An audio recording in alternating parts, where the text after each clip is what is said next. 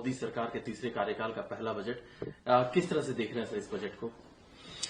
पिछले 10 वर्षों में प्रधानमंत्री श्री नरेंद्र मोदी जी ने भारत की अर्थव्यवस्था को एक बहुत ही संजीदा तरीके से, एक बहुत ही मेथोडिकल वे में मजबूत अर्थव्यवस्था बनाने का जो अभियान किया है, इस अभियान में आज का बजट एक महत्वपूर्ण कड़ी है।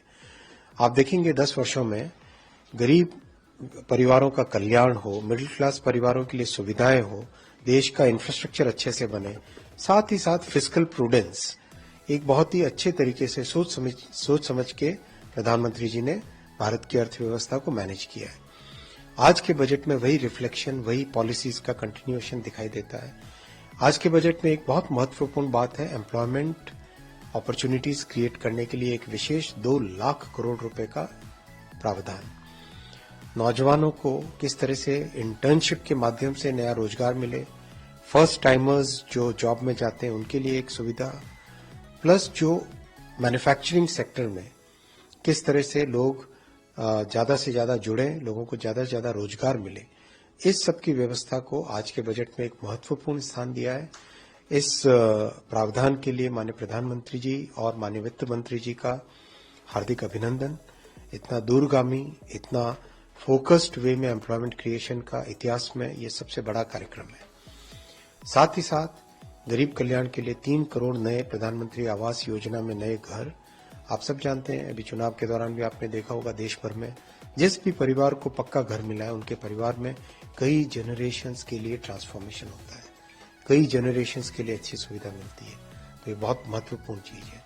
तीसरा बड़ा फोकस है मिडिल क्लास परिवारों पे, टैक्स रेट में सिंप्लीफिकेशन लाना, टैक्स की दर को कम करना।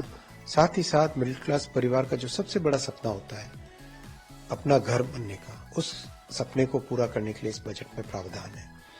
चौथा बड़ा इम्पैक्टफुल चीज है कि कैपिटल इन्वेस्टमेंट, जिसके कारण देश में इंफ्रास्ट्रक्चर पे बहुत बड़ा फोकस आया है पिछले कई वर्षों में, और देश में एक सुदृढ़ अर्थव्यवस्था बनाने का एक बड़ा माध्यम है, उस पर फोकस कंटिन्यू है। 11,11,000 करोड़ रुपए का इन्वेस्टमेंट इस बार इंफ्रास्ट्रक्चर में होगा। इससे देश की अर्थव्यवस्था मजबूत बनेगी।